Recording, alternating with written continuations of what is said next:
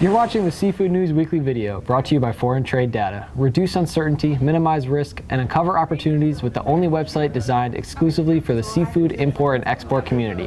I'm News Assistant Ryan Doyle. And I'm News Assistant Andrea Torciello.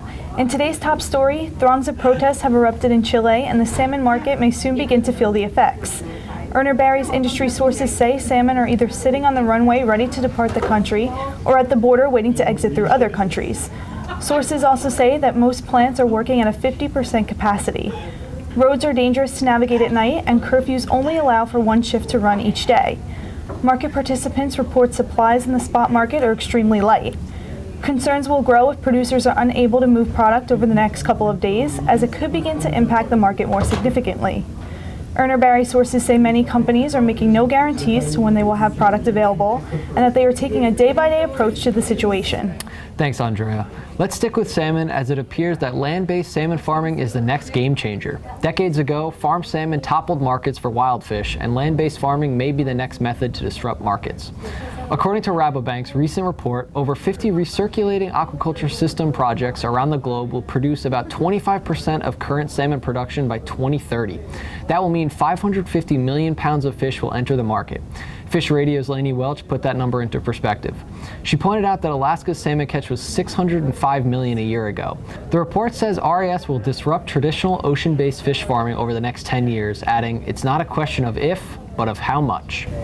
Thanks, Ryan. Chair of the House Committee on Transportation and Infrastructure, U.S. Representative Peter DeFazio, criticized the Pebble mine project, calling it a sham this week. His comments came during an oversight hearing examining the impacts of the proposed Pebble mine project.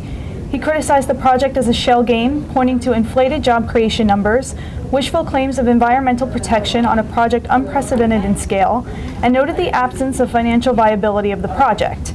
DeFazio also criticized the U.S. Army Corps of Engineers for rushing the review of the project without properly considering the credibility of the proposal and its risks.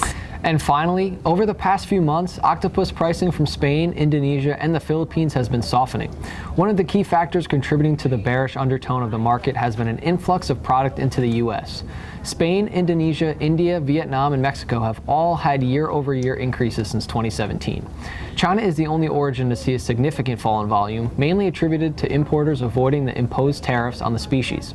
Collectively, both total and year-to-date import volumes have grown year-over-year since 2016, with 2018 boasting the highest total volume of octopus imports on record, just shy of 60 million pounds. If imports continue to follow this trend, 2019 could set a record. However, fallen demand may have importers adjusting their orders for Q4. And that's the guacamole. Be sure to head over to seafoodnews.com or visit the Seafood tab in Comtel for a comprehensive look at the latest market and industry news. And don't forget to listen to a new episode of the Seafood News podcast, released on SoundCloud every Monday. Thanks for watching.